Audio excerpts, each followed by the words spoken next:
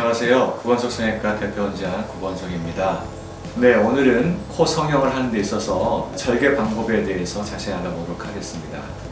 일반적으로 개방법과 비개방법 이렇게 알려져 있는데요. 차이와 장단점, 언제 어떤 경우에 개방법을 사용할지 또는 비개방을 해야 될지, 또 두 가지 수술 방법이 어떤 방법이 더 좋은 방법인지, 흉터는 어떻게 남게 되는지 이런 것들에 대해서 자세히 알아보도록 하겠습니다.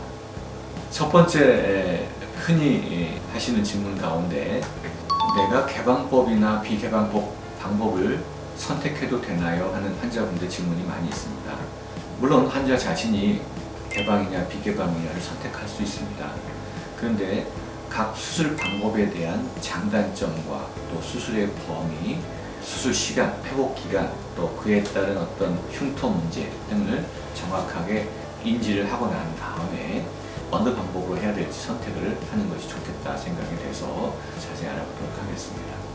자, 그럼 개방과 비개방의 차이점을 우선 설명드리겠는데요. 비개방인 경우에는 코 안에 절개를 해서 수술하기 때문에 코의 골격을 변화시킬 수 있는 그 수술의 범위, 이런 것들이 제한적일 수밖에 없습니다. 왜냐하면 시야가 좁기 때문이죠. 한편 시야가 좁은 단점이 있지만 회복이 빠르고 수술 시간도 짧고 겉에서 봤을 때 흉이 남지 않는다는 그런 장점이 있습니다. 반면 개방은 모든 골격 구조를 다 노출시켜서 수술하기 때문에 아무리 적게 잡아도 수술 시간이 약 2시간 정도는 걸립니다. 그러나 코의 모든 골격을 변화줄 수 있다는 거죠. 말씀드린 대로 그렇게 수술을 하려다 보면 수술 시간이 최소한 2시간에서 3시간 또는 수술의 종류에 따라서 4시간까지도 걸리는데요. 수술 시간이 좀 더 길다 하는 것과 또 비주에 흉이 남는다 하는 것, 그다음에 회복 기간이 아무래도 개방은 일주일에서 열흘 정도 회복을 걸린다, 그런 단점들이 있습니다. 일반적으로 비개방 코성형 그러면 비중격 연골을 이렇게 얹어주는 방식으로 좀 단순한 그런 콧등과 코끝 수술을 할 때 주로 사용합니다. 그러나 수술의 범위를 벗어나서 좀 복잡한 그런 수술을 하게 되면 당연히 개방형 코성형을 하는 것이 좋겠습니다. 그래서 각 사례들을 보면서 이해가 쉽도록 이렇게 설명드리도록 하겠습니다. 자, 이 환자 같은 경우는 이전에 수술을 한 이후에 비주가 기울어져 있고 콧구멍에 비대칭이 상당히 심합니다. 그래서 코끝도 좌측으로 쏠려 있고요. 그래서 이제 이것을 비개방으로 교정하는 것은 상당히 어렵습니다. 왜냐하면 이미 코끝 연골이 많이 변형이 되어 있기 때문에 비개방으로 그것을 대칭으로 맞춰서 교정한다는 것은 상당히 어렵고, 그래서 개방을 해서 이렇게 골격 구조를 노출시키고 수술하는 것입니다. 그래서 여기는 실리콘이 보이고 있고요. 실리콘을 제거한 다음에 모습을 보면 콧구 연골이 다 꺾여 있는 것을 볼 수가 있습니다. 그래서 개방형 절개를 통해서 하나하나 교정을 할 수가 있는 것입니다. 그래서 수술 후 모습을 보면 이게 튀어나와 있는 것이 없어졌고 코 기둥이 정중앙에 와 있는 것을 우리가 알 수가 있습니다. 자, 여기를 보면 맨 처음에 수술했을 때 어떤 방법을 할 것인가, 그 다음에 보형물 제거를 하려고 할 때는 어떤 방법으로 절개를 할 것인가, 또 재수술할 때는 어떤 방법으로 절개를 할 것인가, 이렇게 각 사례별로 나눠서 설명드리도록 하겠습니다. 첫 수술일 때는 비개방으로 수술한 경우에는 조금 전에 말씀드린 대로 콧대나 코끝을 살짝 올려주기만 하는 단순 융비술일 때 비개방을 흔히 사용합니다. 그러나 개방형 절개를 할 경우에는 뭐냐면 콧대를 단순하게 올리는 것뿐만이 아니라 코끝 성형을 좀 복합적으로 할 때는 개방형 절개를 필요로 합니다. 이렇게 복합 융비술 외에 매불이나 휜코 같이 콧등의 구조를 바꿔야 될 필요가 있을 때에는 당연히 개방형으로 수술하는 것이 좋고요. 코끝의 모양을 좀 더 다양하게 변화를 줘야 될 때, 이럴 때도 역시 개방형 절개가 필요합니다. 그래서 첫 수술일 때 사례를 보면서 설명드리도록 하겠습니다. 이 환자는 단순 융비술을 생각했습니다. 그래서 이분은 양쪽에 비대칭이 있긴 하지만 단순 융비술만으로 수술했기 때문에 비개방으로 했고, 수술 후 2달째 모습인데요. 수술 전과 후에 달라진 모습보다는 코가 자연스럽게 올라갔다 하는 정도의 결과를 볼 수가 있습니다. 밑에서 보더라도 코끝이나 콧볼의 폭과 높이가 또는 비율이 크게 달라지지 않고 자연스럽게 코드가 올라갔다 하는 것이고요. 당연히 비개방했기 때문에 비주에 흉이 전혀 없고 콧볼과 코끝과 넓이와 폭이 큰 변화가 없습니다. 이제 개방형 절개를 통해서 복합 융기술을 한 사례를 설명드리도록 하겠습니다. 이 환자는 콧대가 낮고 코끝이 좀 넓고 펑퍼짐해 보여서 콧대 높이도 올리고 코끝을 좀 모아줬으면 좋겠다 해서 개방형으로 코끝 성형을 하고 융기술을 했습니다. 수술 후 2달의 모습인데 코끝이 상당히 모아지고 전체적으로 날씬해진, 그리고 콧대는 올라가 있는 그런 모습을 보여주고 있습니다. 여기도 콧대도 자연스럽게 올라가면서 코끝이 우선 날씬해졌다는 것이 큰 차이가 되겠습니다. 여기서 꺾여져 올라가 있고 코가 이렇게 약간 들린 듯한데 여기는 그런 들린 듯한 모습도 개선이 되면서 코끝이 날씬해지고 콧대가 전반적으로 자연스럽게 올라갔다는 것이죠. 그래서 코끝의 변화를 좀 더 적극적으로 주고 싶을 때는 개방형 절개를 하는 것이 좋다는 얘기입니다. 다음으로는 매브리코, 휜코처럼 콧등의 골격을 변화시켜주는 그런 수술에 있어서 개방형 절개를 사용한다고 했는데 이 사례에 대해서 한번 살펴보도록 하겠습니다. 이 환자는 코가 이렇게 휘어있고 코끝이 상당히 정면에서 봤을 때 두툼하고 뭉툭합니다. 그래서 콧등에 휘어진 골격들을 바로 잡아야 되겠고 코끝을 좀 날씬하고 오똑하게 바로 잡아야 되겠다 하는 그런 필요성이 있어서 이거는 개방형 절개를 할 수밖에 없습니다. 그래서 비중격 성형 수술을 함으로써 콧대가 휘어진 것을 바로 잡을 수 있었고 코끝을 모아주고 받쳐 올려줌으로써 코끝이 좀 날씬한 오똑한 모습이 되었습니다. 네, 자, 이 콧등에 이렇게 휘어져 있었던 모습이 똑바로 이렇게 펴져 있는 것을 확인할 수 있고요. 매부리가 깨끗하게 잘 정리가 된 것을 볼 수가 있습니다. 콧등은 불룩하고 코끝이 이렇게 주저앉은 모습이었는데 반듯하게 쭉 뻗어내려오는 그런 모습을 볼 수 있습니다. 이처럼 콧대 골격을 전반적으로 교정해야 될 경우에도 역시 개방형 절개가 필요하다는 얘기입니다. 다음에는 코끝에 어떤 적극적인 변화를 줘야 할 때도 개방형 절개가 필요한데요. 그런 사례들을 살펴보도록 하겠습니다. 화살코, 복코, 들창코 같은 그런 사례들인데요. 지금 이분은 코가 처져 있는 화살코이면서도 코끝이 굉장히 큰 복코도 같이 겸해 있는 그런 복합형 문제입니다. 그래서 지금 화살코도 교정하고 뭉툭했던 코끝도 이렇게 좀 모아준 그런 상태입니다. 그래서 밑에서 봤을 때도 코끝의 키가 약간 낮았고 약간 퍼져 있고 코끝이 두툼했는데 콧볼의 폭도 좁아졌으면서 이 비율이 상당히 길쭉하게 그렇게 된 것을 볼 수가 있습니다. 네, 반측면 사진에서도 코끝의 변화가 상당히 뚜렷하게 나타나고 있습니다. 옆에서 보니까 밑으로 쭉 쳐져 있고 두리뭉실했던 복코가 코끝이 잘 올라섰으면서도 날씬해진 그런 모습을 보이고 있습니다. 네, 이제 보형물 제거에 있어서 비개방 절개로 수술하는 경우는 어떤 경우가 있나 사례별로 살펴보도록 하겠습니다. 이 환자는 실리콘과 코끝에는 귀염고를 이용해서 융기술을 했는데요. 시간이 지나면서 실리콘 윤곽이 이렇게 드러나고 부축 현상이 아주 심하지는 않지만 변형이 오고 있다 하는 그런 판단 하에 비개방으로 실리콘과 피막 그리고 코끝의 귀염고를 제거하고 코끝 연골은 단순 재배치하기로 결정을 하고 수술했습니다. 그래서 수술 후 모습인데요. 이 실리콘의 윤곽이 뚜렷하게 없어졌고 코끝도 내려와서 콧구멍 노출이 많이 안 보이죠. 밑에서 보더라도 코끝이 이렇게 길게 이완되어 있는 것을 볼 수가 있고요. 코끝이 들려 올라가는 것도 많이 풀어진 것을 볼 수가 있습니다.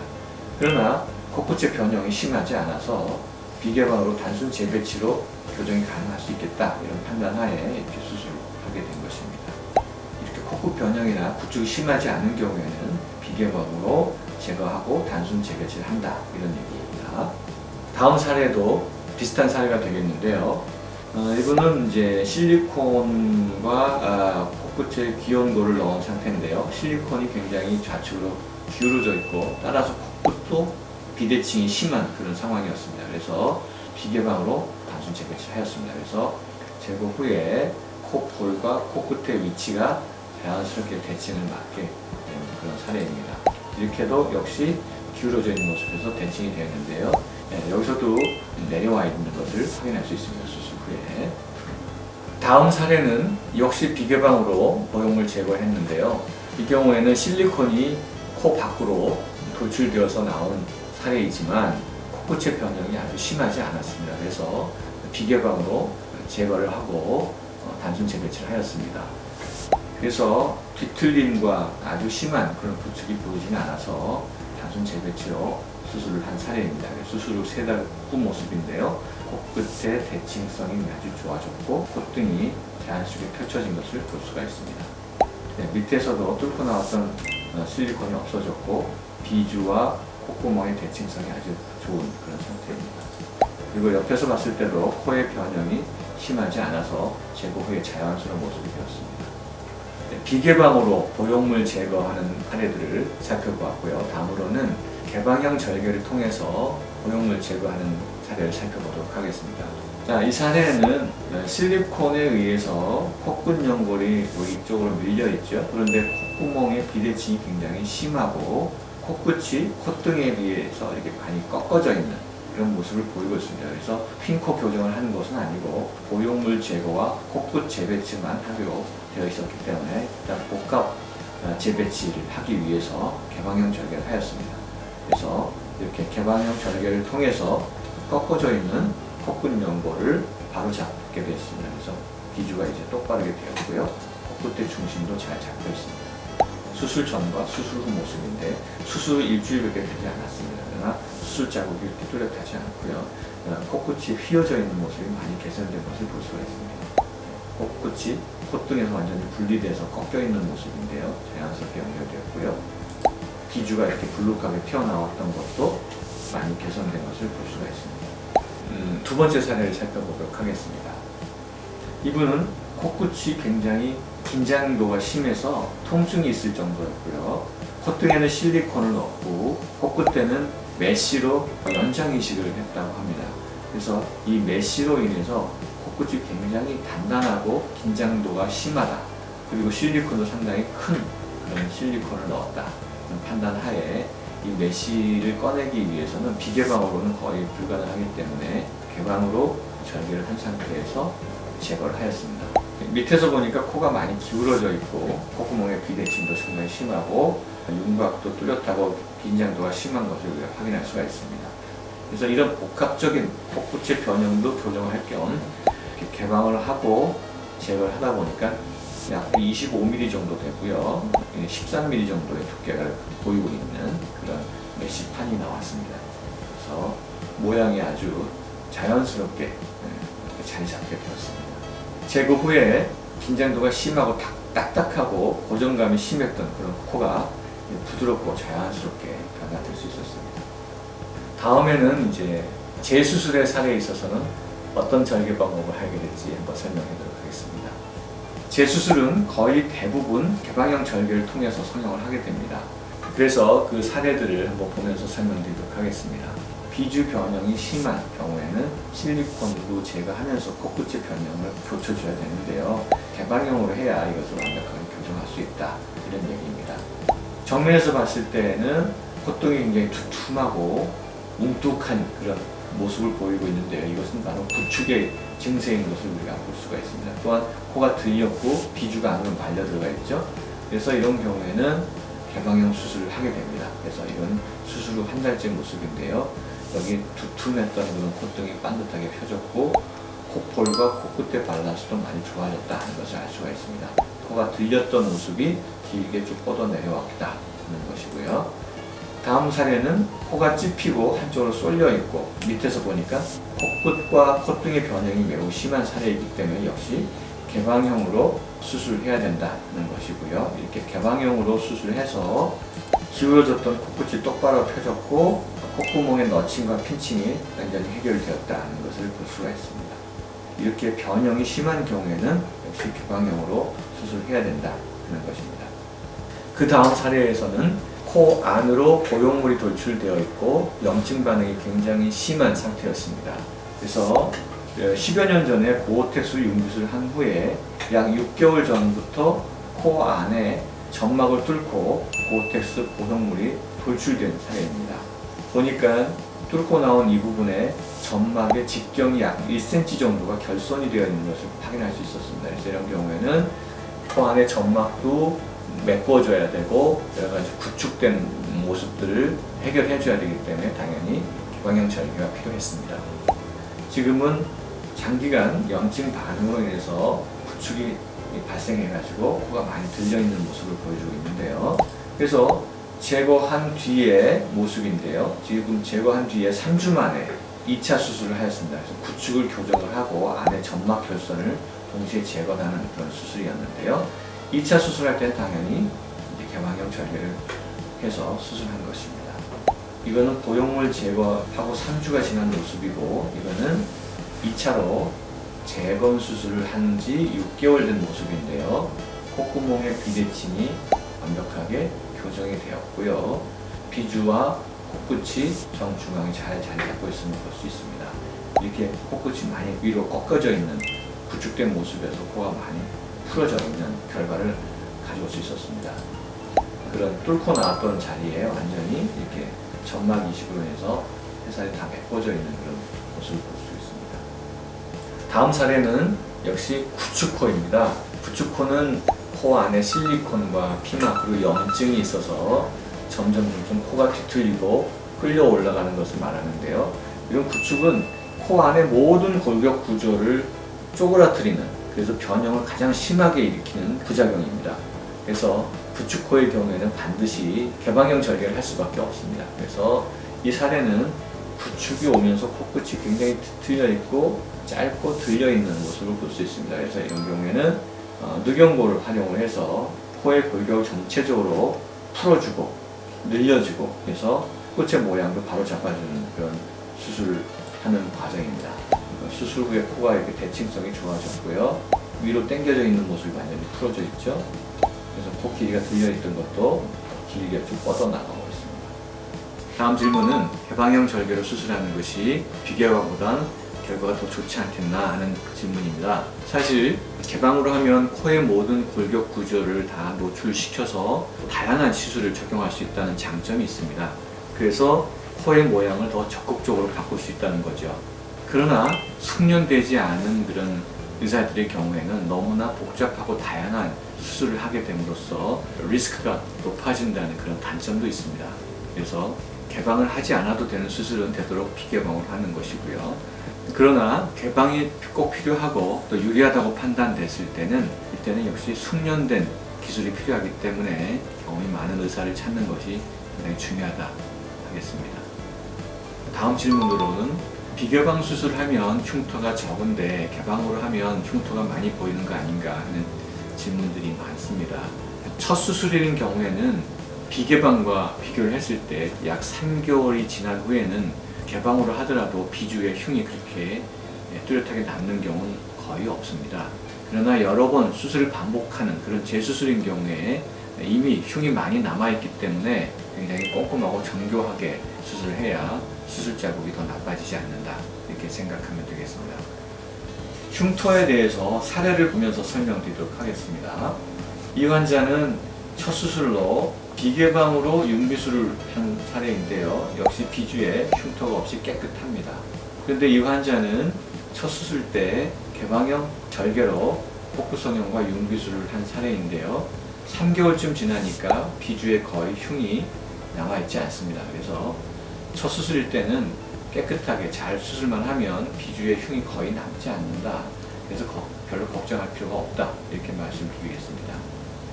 다음 질문은 개방형 절개로 코성형을 했을 때 콧구멍의 변형이 나타날 수 있다는데 사실인가요? 하는 질문입니다.